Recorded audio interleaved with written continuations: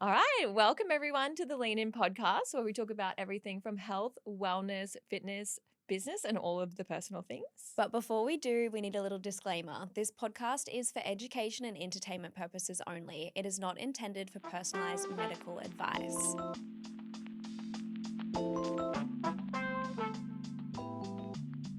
Today, we are here with Meghan Gray from Gray Mind Psychology, and we are so excited to open up the conversation around relationship with food, relationships with bodies, and to give you girls a little bit more practical advice. We feel as though this podcast should come with a little disclaimer first. So if you are struggling or feel as though that you need any extra support, Meghan is a clinical psychologist and she does also have a psychology clinic where you can book appointments. But let's get into today's episode. Meghan, can you tell us a little bit more about yourself? Yes, so I am the director and founder of Gray Mind Psychology in Paddington in Brisbane. So we have a dedicated group of psychologists, mental health workers and dietitians. And that's because one of our specialty areas is working with eating disorders. So we have that multidisciplinary approach that integrates dietetics with the clinical psychology side.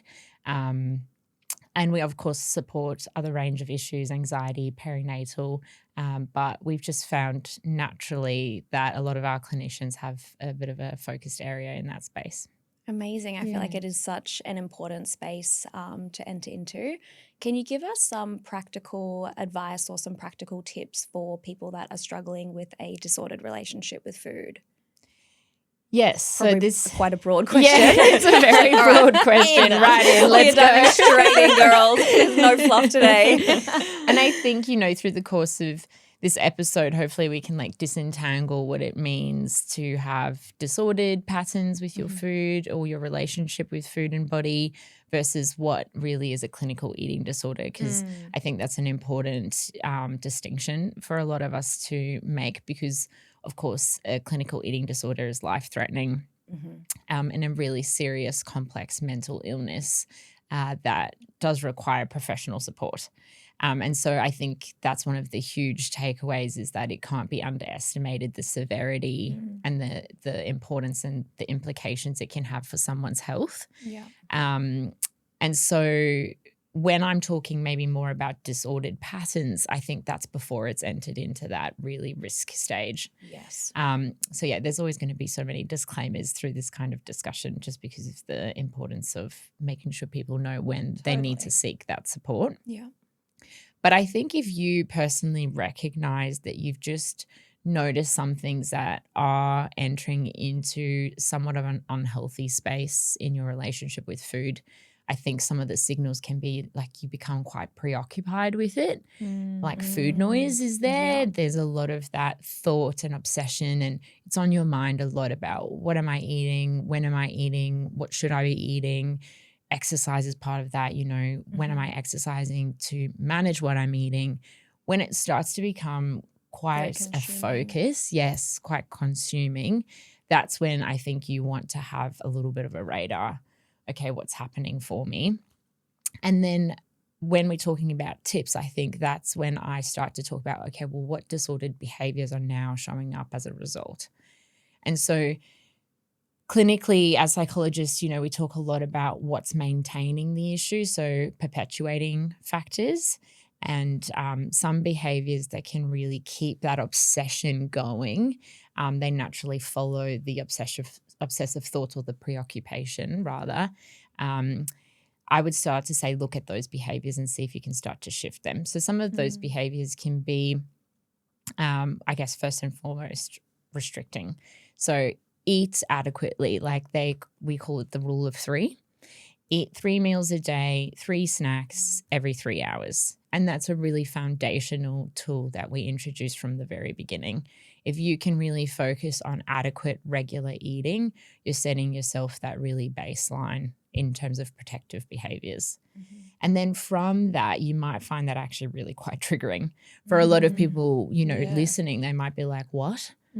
Yeah, of course, it Like, can feel quite scary, especially too yeah, if you're in that state of mind of either needing to eat at certain times of the day or in restriction, to then exactly. increase those calories or increase those eating windows can be very uncomfortable. Or Exactly. even going Mm. from some people might not have those 3 meals, having 1 to 2 meals a day, and they're like, now you want me to eat 5 times a Yeah. day? Yeah. So that can be really overwhelming too, I can imagine, going from Exactly. that jump, which doesn't seem, for someone like us, that seems probably, okay, Doable. that's really doable, but for some Yeah. people that might be the biggest overhaul of a lifestyle for them. So Exactly right. Especially too when eating disorders can really come down to that element of control, and Yeah. they feel as though they're able to then control that food intake, and they feel like they're Mm. achieving by not eating meals to Mhm. then suggest increasing the meals. It would almost feel like people are then losing that control. Huge. Exactly. Yeah. And that's why often you do need a lot of psychological scaffolding around these kinds of suggestions. And I think it just will start to give you the insight as to whether you do need help, right? So if that initial, like, oh, I actually fundamentally and physiologically have to be eating 3 meals and 3 snacks, that's what my body needs to function, then if that feels confronting, or you then notice this kind of compensatory style behaviors start to come through, which is, okay, well, then I need to make sure I'm exercising an X Yes. amount to make up for it. Mm. Or if I eat a certain amount and it feels more than what I would normally eat, or perhaps I have a rule around how much I should eat or the type of food I should be eating, you know, these should statements, these rules, these, I guess, underlying psychological expectations we have around food. If those things start to show up and then you feel like, oh, okay, I'll eat a bit less the next day, or I had takeaway the night before, maybe I'll just make sure I skip breakfast the next morning. So you start to feel like I've got to make up for this. I've got to, Yeah. Which you know, can be such compensate. an exhausting game that you play in your mind Yeah. mentally as well. Often I Exactly. find in clinical practice, girls will come in with hypothalamic amenorrhea or missing periods, and usually too it is really driven from that under eating, and the suggestion of increasing their food intake is usually so uncomfortable. So I feel as though having that I guess psychological support is just really, really important. Yes, exactly. Yeah. Because I think the distress that comes with some of these suggestions, like eat more, don't compensate after if you do eat more, don't check your body, don't weigh yourself, don't calorie count. Like these are all what we psychologically term as disordered behaviors.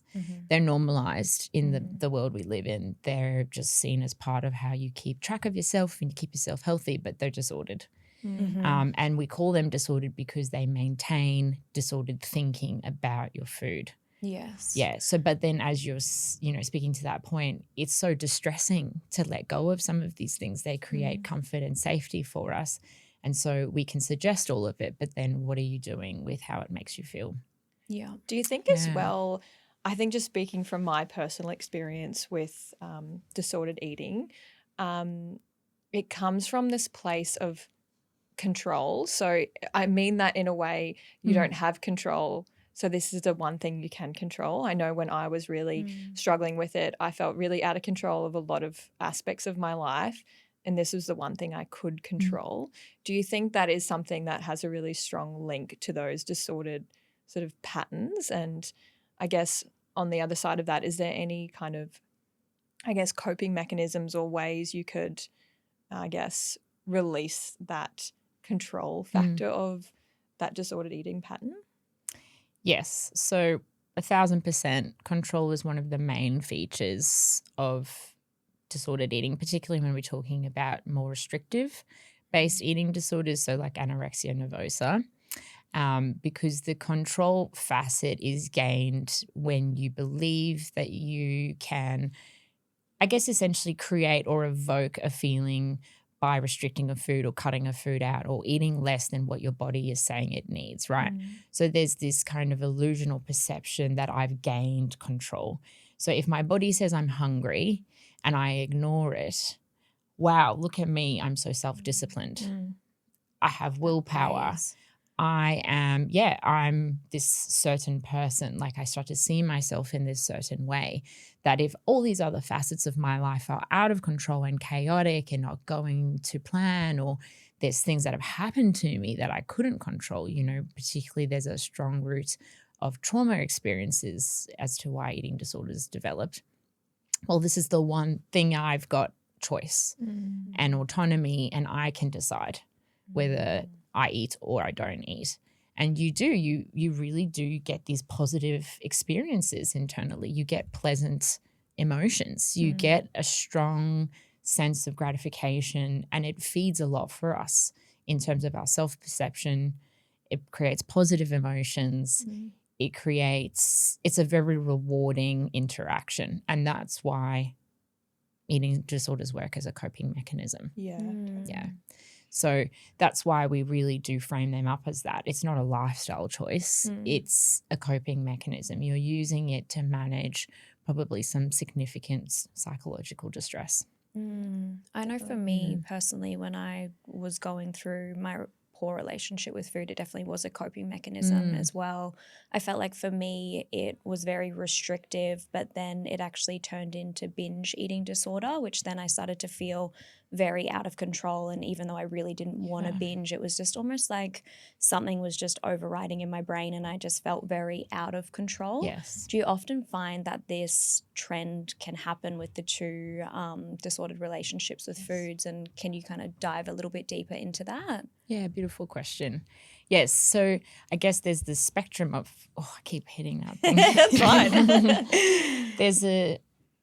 There's a spectrum of control, right? So there's a particular mode of therapy called RODBT, which you can look more into, but the main facets of that is understanding this control element. And so in a spectrum of control, there's under-controlled, there's the optimum level of controlled, and then there's over-controlled. So for a lot of us, we actually think you can't have too much control, too much of a good thing, but you actually can. Yeah. So particularly in this kind of dynamic of our relationship with our emotions, and then subsequently our relationship with our food and our eating behaviors, if you are in the over-controlled state and you try to function in the over-controlled state, which is essentially restricting, cutting things out, ignoring hunger cues, not eating in an intuitive way, that would be the optimum level of control. If you function more in the restrictive, over-controlled state, your body will always be trying to pull you physiologically back because it's trying to survive, right? It's trying to feed you. It's trying to make sure that you aren't in a malnourished state. And it's also the same with your emotions. If you're over-controlling your emotions, which is a huge part of restriction as well, you're naturally going to flip so far to the under-controlled. So you set yourself up for that failure. So we call it that like restrict-binge cycle. So a lot of us, we're trying to function in over-controlled. We think this is optimum. This is me being, my best. I've got it all together, perfectionistic. Things are going well. Look at me. And then before you know it, you have a binge, right? Because that's just a natural physiological please feed me response from our body. Or if it's an emotion-based thing, I've been ignoring my emotions, I restricted, I'm in a numb state, something will trigger it and your emotions will flood. And then even that kind of flood of emotion can trigger a binge style behavior. Yeah.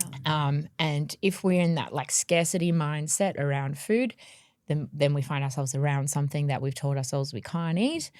Oh my goodness, I've got to have it now, or I'll have it now and I'll never have it again. It's all that black and white style engagement that then you'll start to be in this under-controlled state, the binging.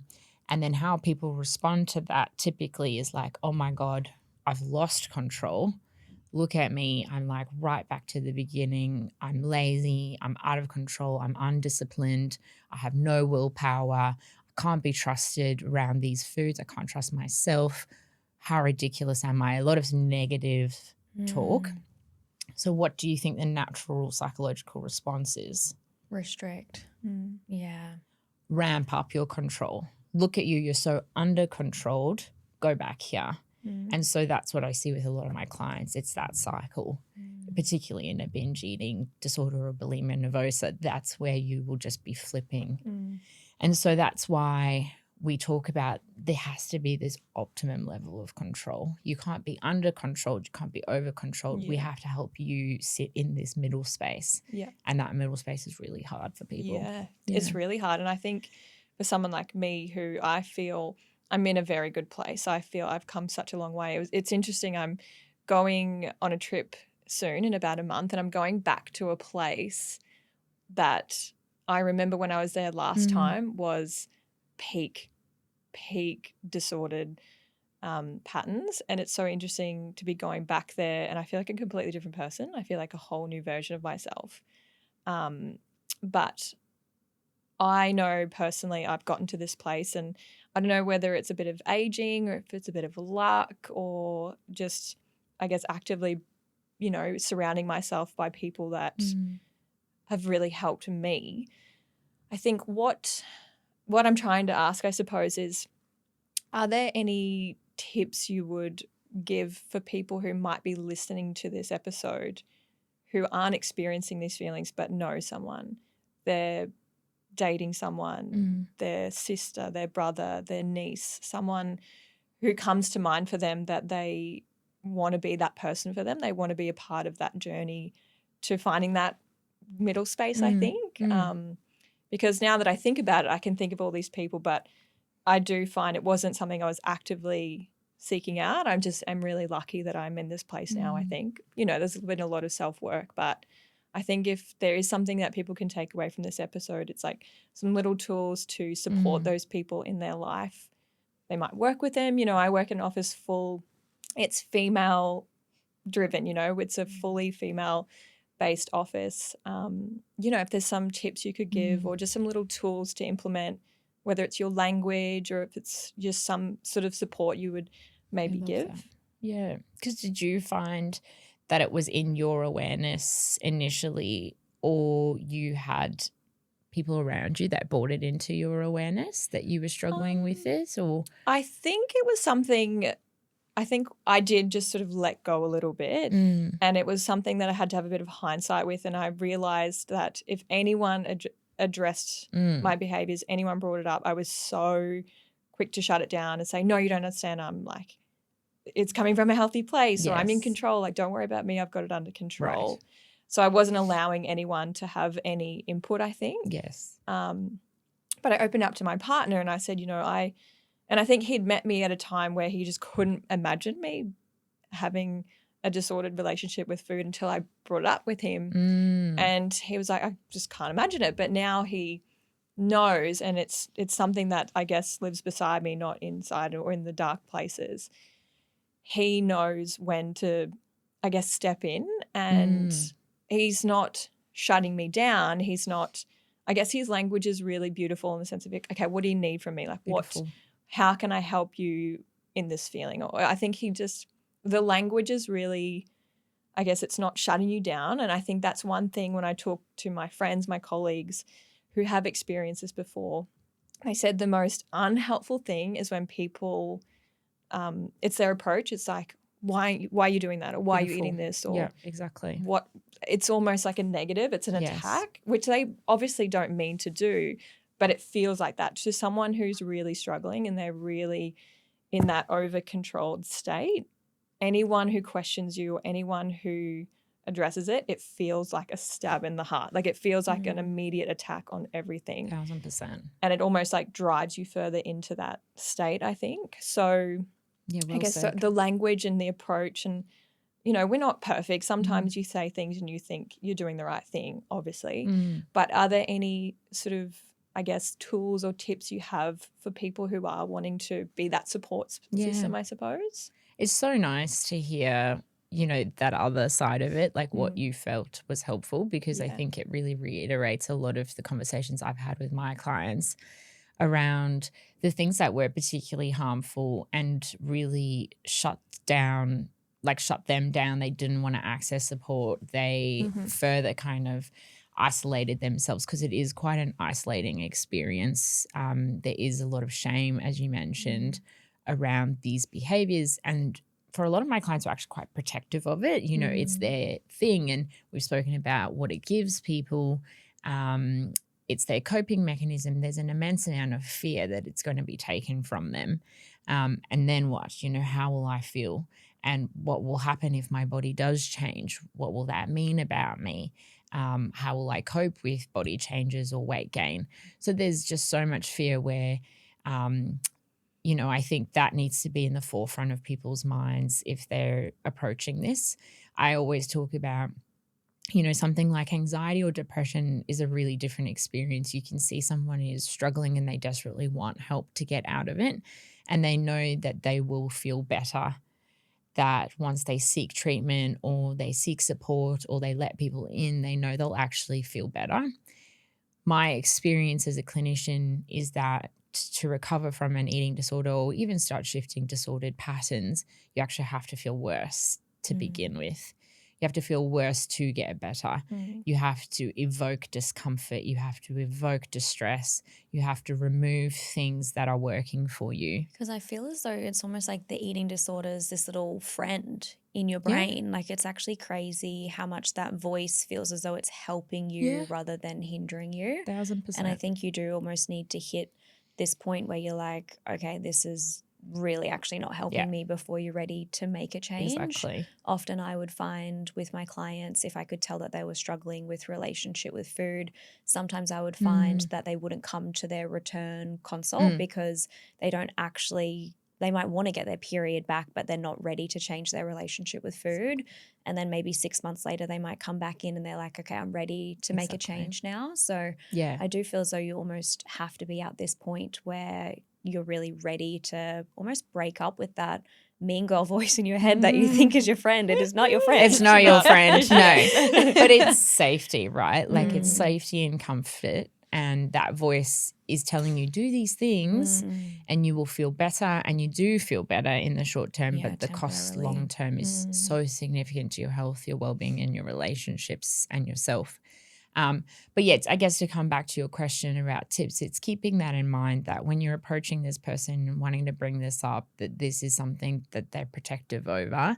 And so I think you're so right that it's about rather than naming specific things and like, that's not okay and we need to change that and you really need to eat more, that's going to evoke defenses in them. I think it's the curiosity, right? Like, I love the way that your partner says, like, tell me what's happening for you. I think it is kind of saying, you know, I notice when we go out to dinner or when we're having a meal and it's not in the moment, it's got to be after. You can't call them out at dinner. Like, oh, you're not ordering anything. Why are you doing that? It's like, you know, I notice when we go to dinner, I can see you're struggling, like, to pick something. I can see it's creating like a lot for you internally and you almost kind of go quite internal and you struggle to have a conversation. I'd really want to know what's happening for you. Can you tell me more about that? Or, you know, when we're at home and I'm dishing up food for you, I see that that really makes you quite worried and you want to take over it. And I can see that you are scared about eating maybe the portion I've dished up for you. Like, let's talk about that. So I think you can talk about a behavior or an experience or an emotion neutrally. And my other tip would be just do not comment on weight because it can reinforce the eating disorder in any direction. So either you say like, oh my God, you've lost so much weight. The eating disorder is like, hell yeah. Praise. If you're experiencing, you know, anorexia nervosa. If you say, you know, you've gained weight, and you're trying to encourage the person like, you're looking so healthy, the eating disorder might take that as, oh my God, we're failing. This person thinks I'm fat. So it can really just reinforce the eating disorder. So body-related comments aren't going, I think, steer away from them. I just talk about behaviours. Yeah. What do you think? Do you think from your experience that works? I think, that really worked. And I'm just thinking about, I made a comment earlier how I said, I don't know if it's coming with age or something like that, I'm caring less. I think something I have noticed about myself that's really helped is my purpose has become a lot bigger. So when I'm in front of the camera a lot for my jobs and my hobbies, somehow I've just landed in front of a camera against my introverted will as a kid. But I thought initially, and it's weird how you come to these conclusions as you're sitting here having these conversations, but I think rather than it's a coming of age thing, I think it's I have grown in the sense of what is important to me, what my purpose is in my life and what I'm doing has gotten bigger than me. It's gotten at a point where I think when I was struggling the most, I think it was all tied up in my value was tied up in the way I looked. Okay, well, if I'm skinny in my terms, that's my worth. I am the fit, skinny person in my family or in my group or in the gym, whatever. Almost That becomes was your identity. That was my identity and that was my purpose, I suppose. That's a lot of pressure to put on one thing, Exactly. I think. And when you only have that one sole purpose, you put all of your energy into it and a lot of worth and attachment tied to it. Now I think my purpose is maybe to help other people, or it's to show up for my clients who come to class, or it's to be someone who makes someone laugh, or it's to take care of my dog, my partner. I have all of these different little cups that I'm filling, and I'm like, it's almost like I've distracted myself. Like, I don't have time to stand on the scales and think about how much I fucking weigh. Like that seems so not important right now. I don't think when I'm going and doing these things in my day-to-day life, that just seems so irrelevant. And I think that is a really nice feeling to think, okay, and I'm not saying I'm completely perfect and I don't ever have these feelings come back. They're fleeting maybe now. But I do find having all of these other purposes has made it really quick to, I guess, pivot back to, okay, I'm out of that. I've got to focus on this. This is way more important to me. Like having a six-pack or being 2 kilos lighter, maybe my genes will feel different, but I don't feel any different. Like it doesn't actually change what is making me happy or what is my purpose at the moment. Yeah. So I think that is maybe something I've come to realize. I don't know if you have any thoughts on that, if that is like advice you give your clients. Yeah.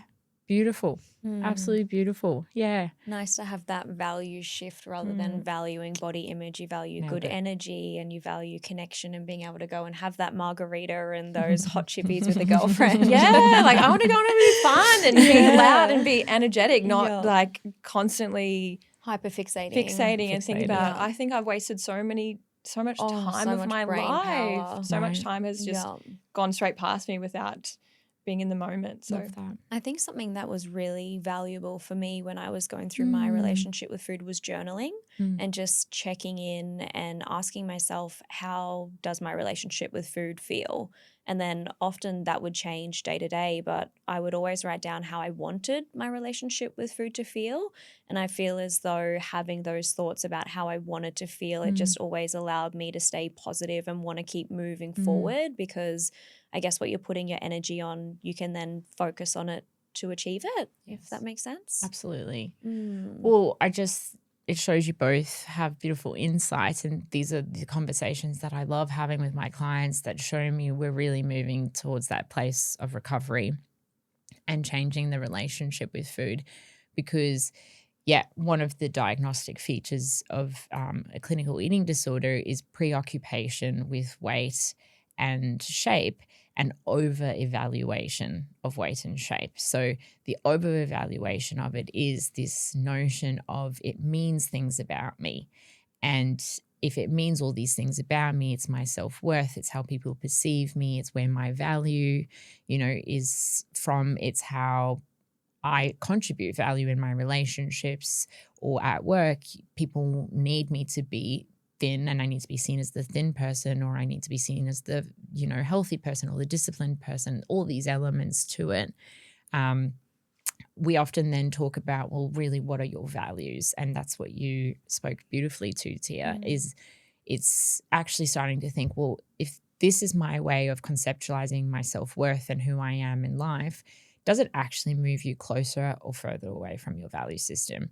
Which is what you said beautifully, Em, is this, if I'm actually out and I'm absorbed in my mind about what am I eating, should I be eating this, or how's this dress looking, or am I, oh my gosh, I feel my stomach kind of poking out a bit, are people seeing that? Well, what person are you in that moment? Has that moved you away from your values? Are you no longer connected, present, fun, available, enjoying the moment, laughing? Those are all values, right? They make life fun and meaningful and rich and worth living. If being absorbed in those thoughts about your body and your food mean you can't be that person. You know that needs to change. That's such a beautiful way to put something you think and you feel into words. Like that's actually such a nice way to, I guess, one of the conversations I was having with some of my friends prior to this episode is like, what are some ways to, you know, when you have those feelings start to creep in, or if you wake up and you know it's one of those days, what's a quick way to divert back, like pull yourself out of it almost. And I think that's a really good like true north. It's like, Stunning, yeah. who am I today? And is this my value? Am I over here? Am I here? How do I get back to that? And I think that is something I do feel like I do pretty well, but having you put into words feels really nice. I think that's a really powerful takeaway for people. Figure out, even if it is, write it down, write it in your notes, write it in your book. These are my values. Keep coming back to them. Yep. Check in with yourself. Put it as your phone background. Put it as your phone background, yeah. Remind yourself. Well, if I can give something practical, it's a model of therapy called acceptance and commitment therapy, known as ACT. And if you Google choice point diagram, and I can totally send them. I don't know if you can like link worksheets or anything like that in a podcast. I'm like, don't know how this works. Maya, that's right. We'll pop it in our little channel when we have access to it. I can absolutely send you the worksheet. And essentially the choice point diagram is a visual conceptualization of that notion of at each day you're at multiple choice points. And ask yourself and hover at a choice point, because we don't do that anymore in the society we live in. We're just action-based, right? Totally. Hover at a choice point and see that you will go in either direction, a values-driven direction or hooked into a thought-based direction. If your mind is guiding your direction, it's often going to be away from your value system. So how do you re-anchor into a values-based decision? And then you'll really connect with the person you actually want to be. And it works really well with that preoccupation with food, because the mind is so busy when you have preoccupation with food and body. You know, like it's a constant narrative. You out at dinner and it's not the conversation you're having. It's like, oh my God, what did I just eat? And how much was that? And how are they seeing me? And, you know, that is what you're actually hooked into. Pausing and stopping and saying, I don't want to be hooked into that. My mind is telling me a lot of stories right now. This is what I want to be hooked into. How can I be present? Okay, I'm going to focus on Em's red jumper. I'm going to see her. Okay, what is she saying? And then you recenter. Yeah, I love that. Do you often find that OCD and eating disorders can come hand in hand? Yeah, there's definitely an overlap, I guess. Where people get a bit confused is that they think OCD is predominantly about control, and then they, you know, conceptualize eating disorders as predominantly about control. The distinction, I guess, between the two is that OCD is about doubt. There's a core feature of OCD is that you doubt who you are as a person and you doubt your thought patterns. Where the overlap tends to occur, at least from like a clinical assessment part, is that both disorders, there's an attempt to relieve uncertainty.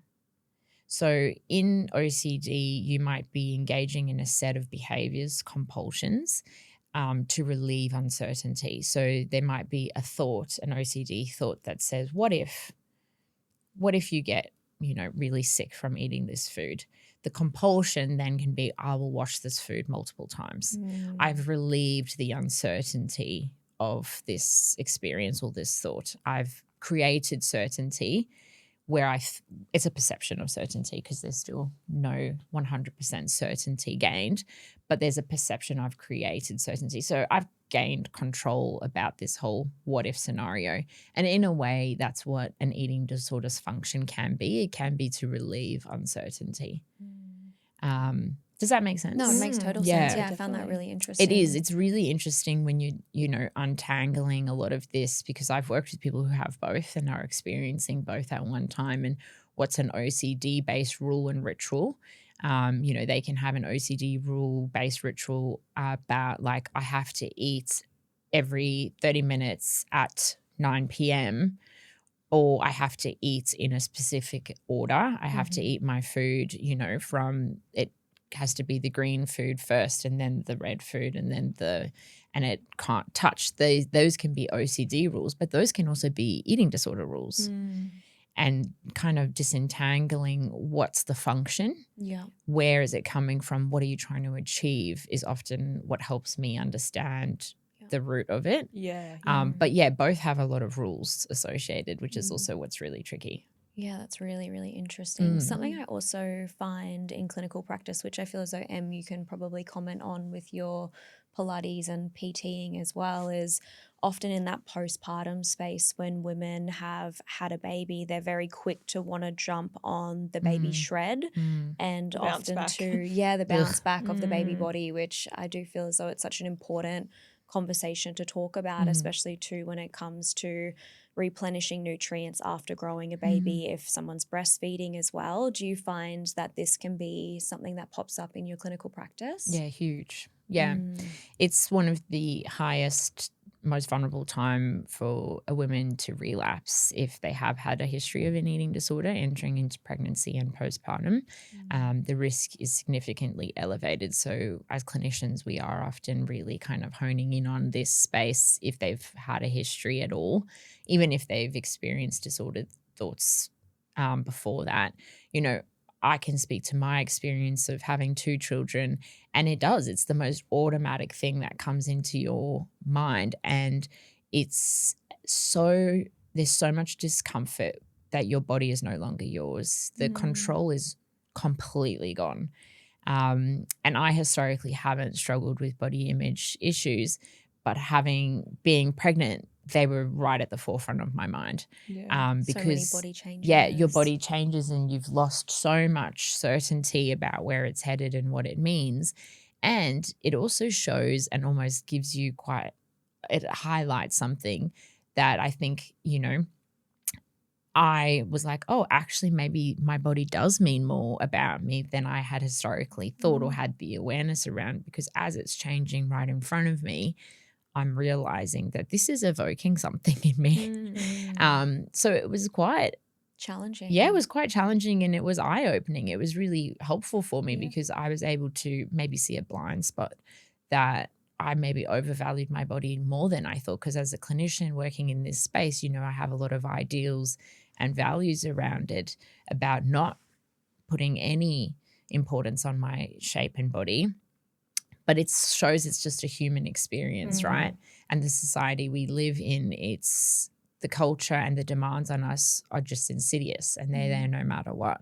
Like that bounce back term makes me want to vomit because it's just so ridiculous.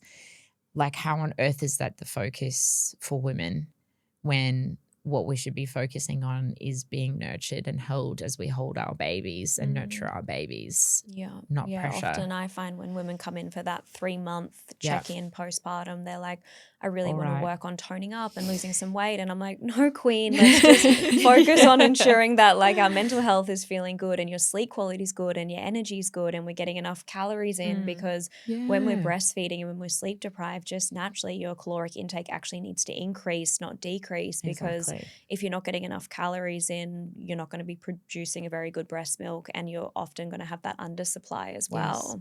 Yeah. Do you often find that women can come in ready to kind of like start training again and ready to tone up? Even when they're pregnant. Like it's, it is one of the things, and I think it can go a lot of different ways when people become pregnant. It's something that it completely gives you a new perspective on life of like, okay, this is actually not about me anymore. I have something else to live for, something else to, I guess, my focus goes to.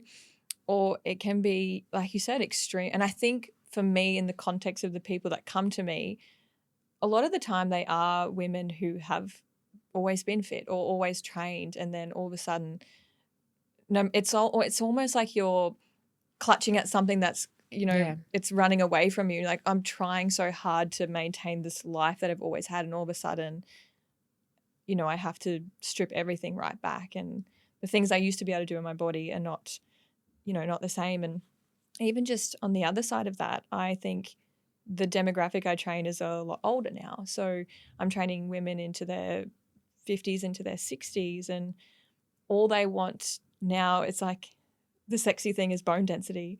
And it's so interesting how, I love that. I love that. the Yeah. shift of like what is important to me now. They're like, I don't give a shit if I have a six pack. I just want my bones to be strong so I can garden on the weekend. I love You know, that. and like in a way it's very healing for me, and it's, So you know, to train healing. people who have changed the shift has come into their training. But yeah, it's been one of those things that I've really had to, I guess, learn my language in the way I show up for pregnant clients. And I think as I'm a teacher trainer as well, I've done a lot more work and research and learning of anatomy, and just I know what's going on with your body from your pelvis, everything. Like I know there's so many things that are happening right now that the way you look or you know, the weight you might be gaining, things like that is just The least important the thing least happening, important, you know. right? There's it's a miracle what's happening. So I think, Right.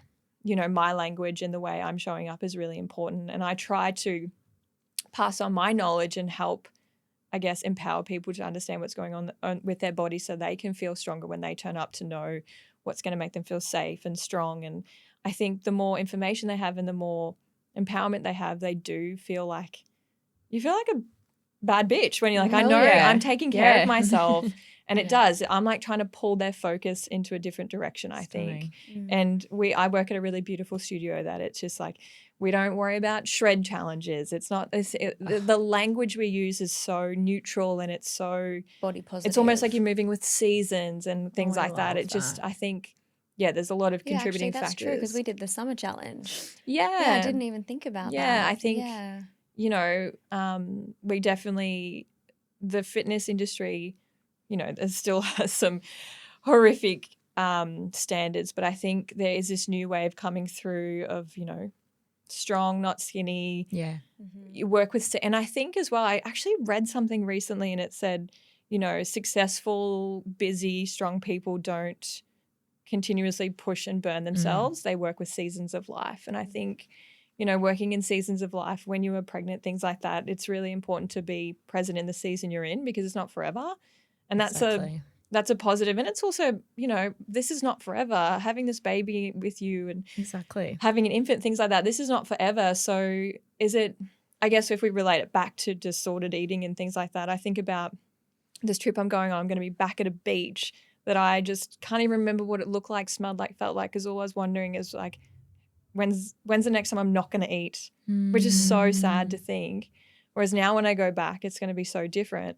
And I think that for, you know, if you are pregnant or you're going through that stage, while you're holding your baby or when you're ready to have that baby, I really hope, my hope for those people who I train is they get to be present in that moment and they're not worrying about how they look online or how they look in this. Like, I just really hope that is not something that consumes most of their time in that season of life. You're doing beautiful work.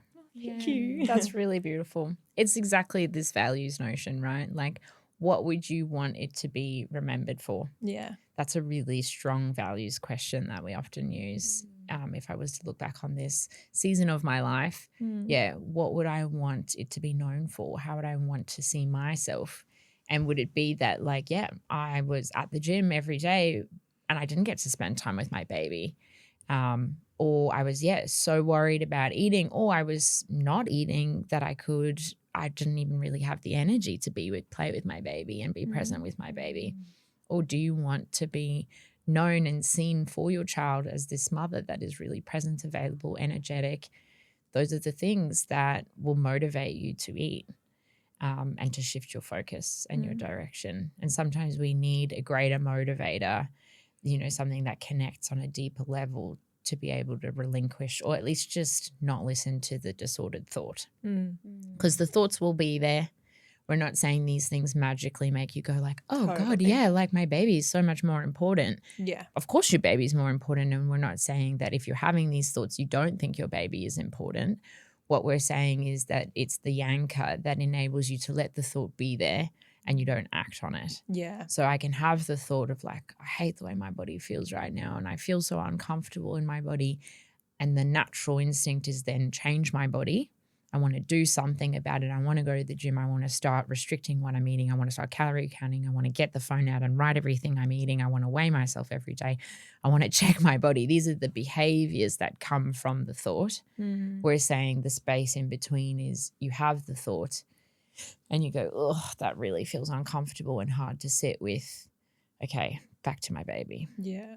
Yeah, you're not allowing that thought to consume you. You're recognizing it, but then you're coming back to And you're not the letting value. it direct your behavior. Yes. That's the choice point Yeah, that exactly. you've got. That's a changing point. I love that. Something I wanted to touch on as well, and I think, this is a really big conversation and maybe we need you to come back. But if we're being real and we're being honest, social media, like it's something we're on all the time. It's our jobs. Yes. The demographic of people who are listening to this podcast are going to be the target audience for social media, TikTok, things like that. You obviously would notice the wave of skinny epidemic, for lack of better words to call it. Like, what is your advice for people who are, consuming this content and who are seeing this stuff online? I guess it's not really realistic for us to say just get off your phone and don't look at it, don't consume it. That's just not reality. Yeah. Even for me, like I see it, I feel pretty disconnected. I feel like I can that's someone who just looks like they're struggling. I swipe but there are some people who look at these people, influencers who are selling you things and they're like, I want that, or I want to, they're aspiring to these things. Yeah. Is there any advice you have on how to, I guess, maybe pivot from that, or how you can pull yourself out of thinking that that's aspirational versus what's happening in the world right now is not right, I suppose. Oh, yeah. The pressure that we're feeling is enormous. And I think even as clinicians, we were talking about in the clinic the other day, like the AI component is really horrifying for us, for our clients, because now there's even, completely made up videos and these people aren't even real, and they're Used saying to be like, Photoshop, now it's AI. now it's a full fake person yeah. that's like, look how much I can weigh because I drink this shake. And people are like, oh my God, yeah, like this is a perfect opportunity for me to just drink a shake and I can look like this person that doesn't exist. And so the pressures are just evolving and they're changing. And it's the thing that we talk about a lot is it's so insidious in its nature. And that's what scares me a lot, is that it's there in the background without us even really being conscious of what it's doing to us. Like it's planting these little seeds throughout. Yeah. Because it is pretty crazy how many thoughts that you have when you're on social media without actually even realizing, because the thought is so fleeting because you're swiping to the next video. Like, I'm not sure if you've ever noticed someone's eyes when they're either scrolling through TikTok or Instagram Reels, their eyes are just doing crazy things because you're just processing things at just such a rapid rate. But I feel as though it's just distorting our nervous system and also our way of thinking as well. Beautiful. Yeah, exactly right. And that's it. I think it has to be something that you bring more awareness into. Like, I love the way that you said it's so subconscious and we're unaware and it's robotic and automatic, and it's a coping behavior itself just to be like, there, and you can numb yourself and dissociate, and doom scroll is giving you something. But I think, you have to bring awareness into it, that if you particularly are vulnerable in this space, like you've got any vulnerabilities, you already are dieting, or you've got a history of eating disorders, you have anyone in your family who's experienced an eating disorder, because there's such a strong genetic inheritable or heritable part of this condition. Interesting. Is that because it's a learnt behavior from a child? Like if you see, say, for example, your mum either operating in like a certain way with like her relationship with food, then you can be more inclined? Or is it That's more one to factor. do with genetics and neurotransmitters? Yeah. So the epigenetic research is fairly recent on eating disorders, but it's fascinating because I guess there's kind of twofold element to it, is that we know that there's actually from 40 to 80% is just a genetic inheritable gene. So with a lot of mental illness, there's just a strong genetic predisposition that if you have a family member, a parent, or even, someone more distant in your family who has experienced a mental illness, you will have a genetic vulnerability to having it. There's a gene component to mental illness.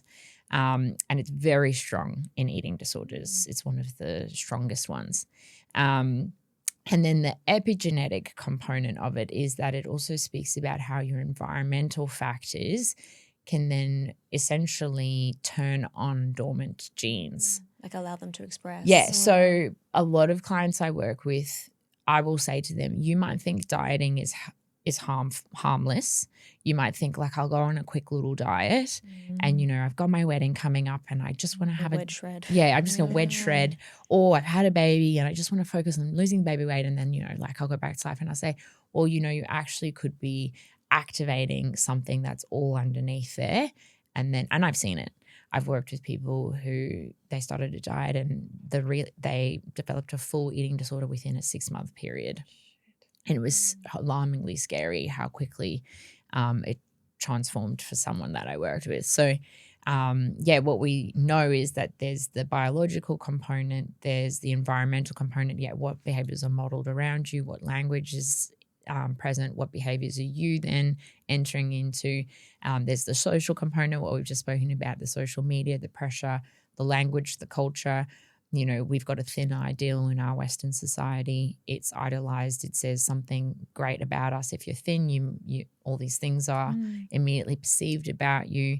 So the combination of all those things can then lead to the development of an eating disorder.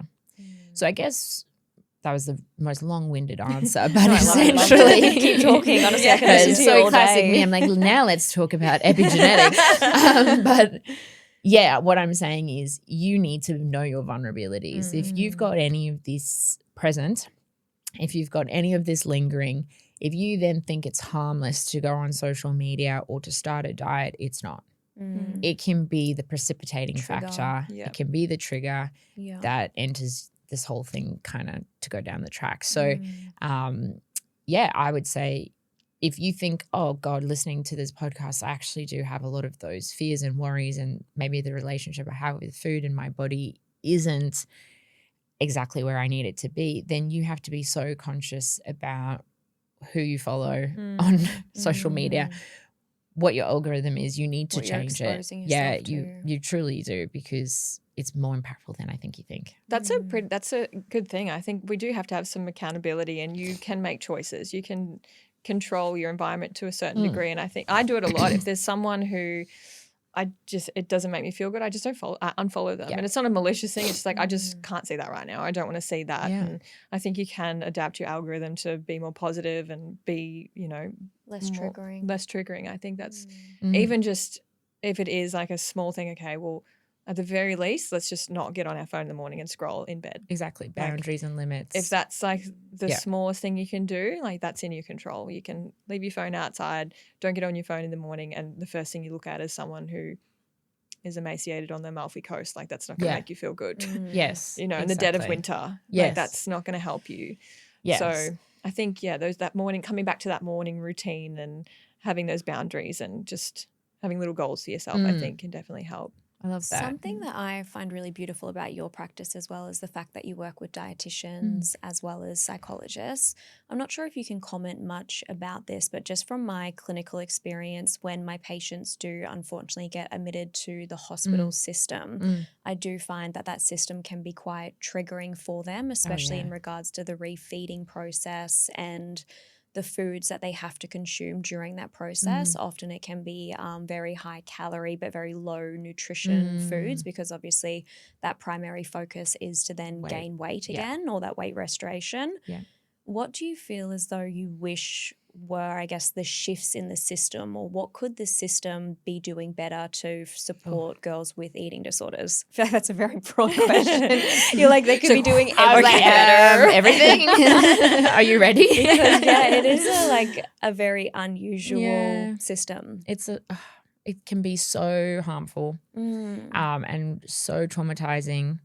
And unfortunately, it can be a huge factor as to why people relapse or can get significantly worse. Unfortunately, that treatment approach has a lot of flaws. And, as clinicians, we're in a system that is flawed, and we're working within a system that they're trying their best, and we appreciate that. But, there's so much loss of control and so much loss of autonomy and choice. There's a significant amount of sorry, I should probably say that again without like going into my eyeball. There's a significant amount of shame and judgment. It can be very punitive, that system, where the person who's experiencing it really does feel like they're to blame for what's happened, that they've made a choice. And I think all of those psychological factors can obviously just perpetuate the disorder itself. And that's why we really do advocate for like early intervention, that if you can be noticing some of this, you don't have to wait until you have an eating disorder to be seeing a psychologist or a eating disorder dietitian. It really is about kind of getting in first and foremost and seeking that support. And, if you can get support in a private practice setting, like my clinic, I guess essentially that's where we can be doing it in a way that you still maintain your autonomy, your choice. You don't have to be ready to come and see us. A lot of the work we do is supporting you to feel ready. So you don't have to come when you're like, oh, I've got an eating disorder and I want to change it. You come and you say, I'm scared.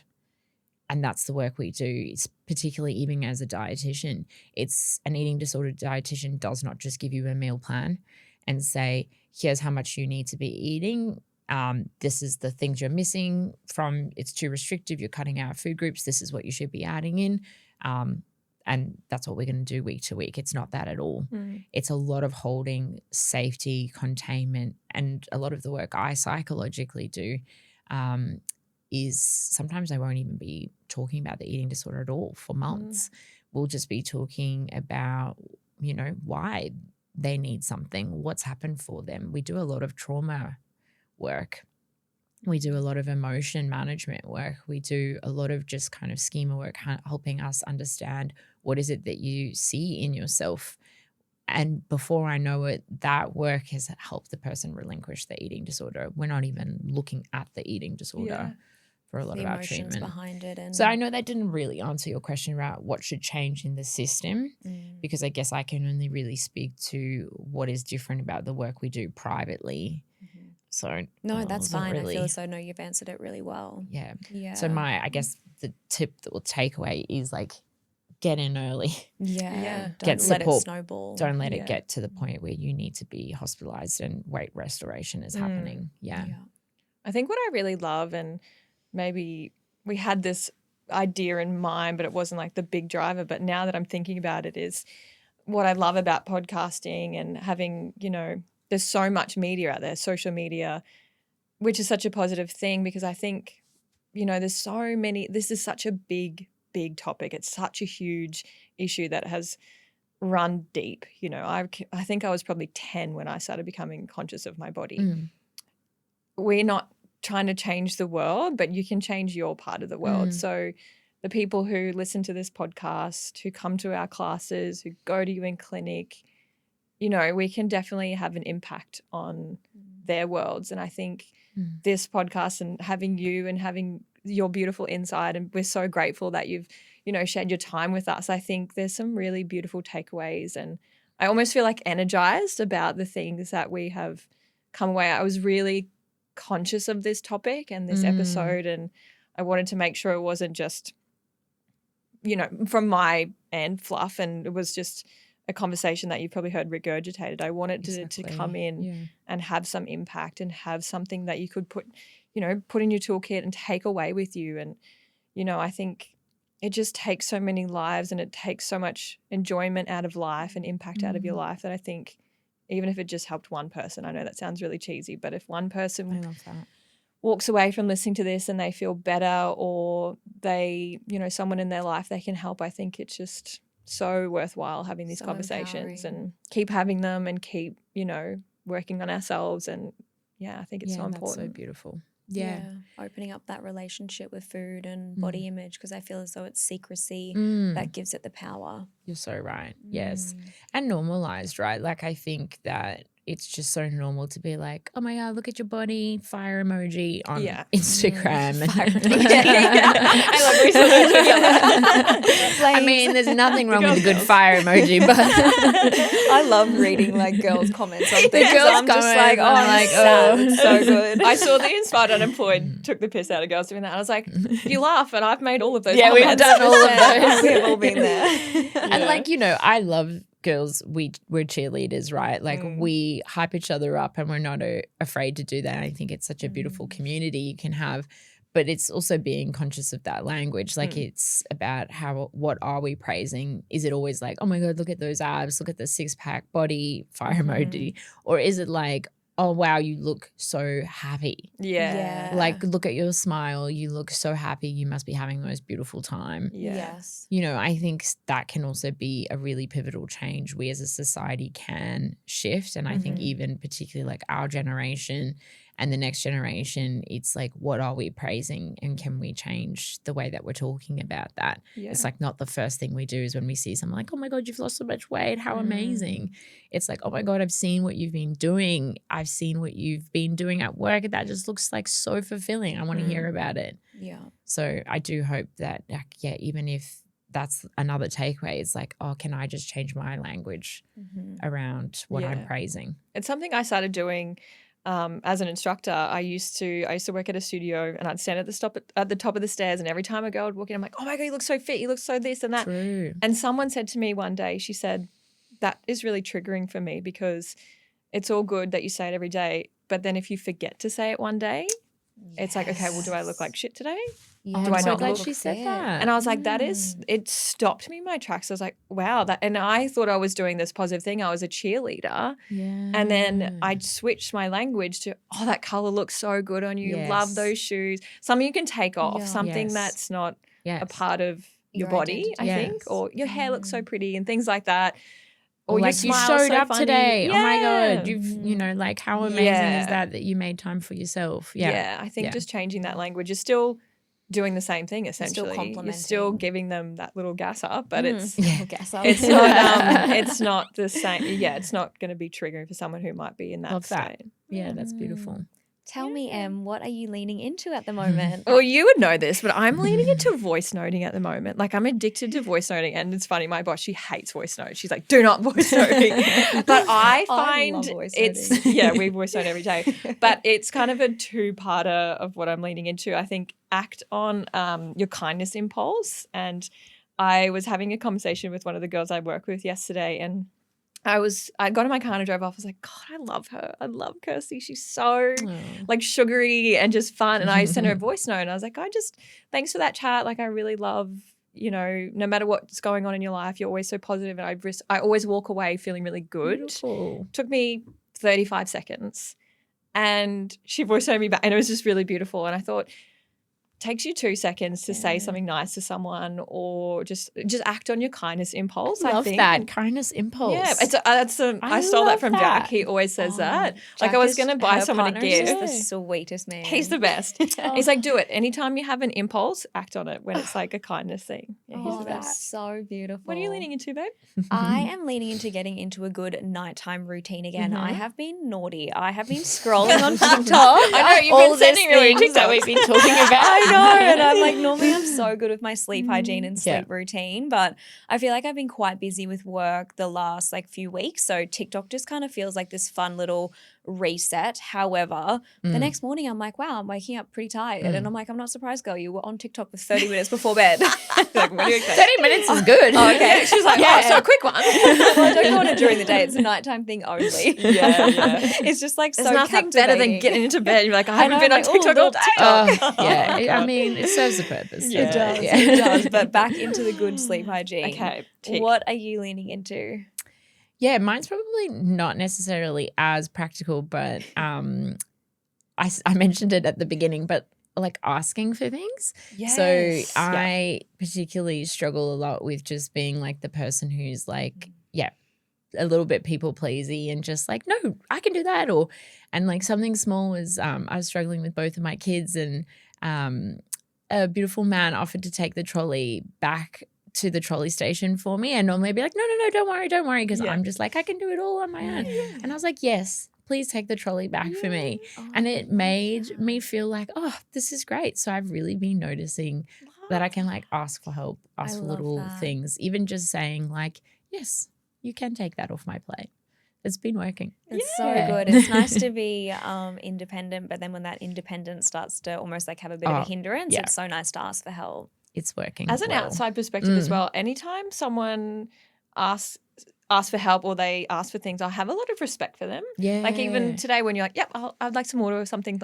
It's not it's like it feels very, you're just sure of yourself. You're like, oh, I like that. Or I think it's something about it. I gravitate towards people like that. You just such feel a great reframe for me. Yeah. Thank you. No, it seemed, and because you're so Emma's now the polite and psychologist. sweet. Yeah, I'm like, you've missed your calling, girl. You need to be a psychologist 100%. Side hustle unlocked. Oh my God. Yeah, no. good. I'll Don't just make that your next hobby. No, resident hype girl, that'll do. Yeah, it takes 6 years, so don't do it. But it's No. true. My biggest fear is being demanding. Like that was one of my main things through like childhood, and I've had a lot of therapy on that schema, and it's not to be the demanding person. So then it's at the sacrifice of like just basic things like, oh my God, I'm so thirsty, but I don't want to be demanding. And I'm like, that's not true. No, people that is aren't not going to see demanding you that. at all. Yeah. We don't want you to be parched before we yapping. Sorry, we haven't given you water for an hour. Yeah. So I love that. Thank you. Oh, That was so fun. Thanks, That was ladies. so fun. Yeah. Thank you so much for today's episode. We really appreciate your time. We'll link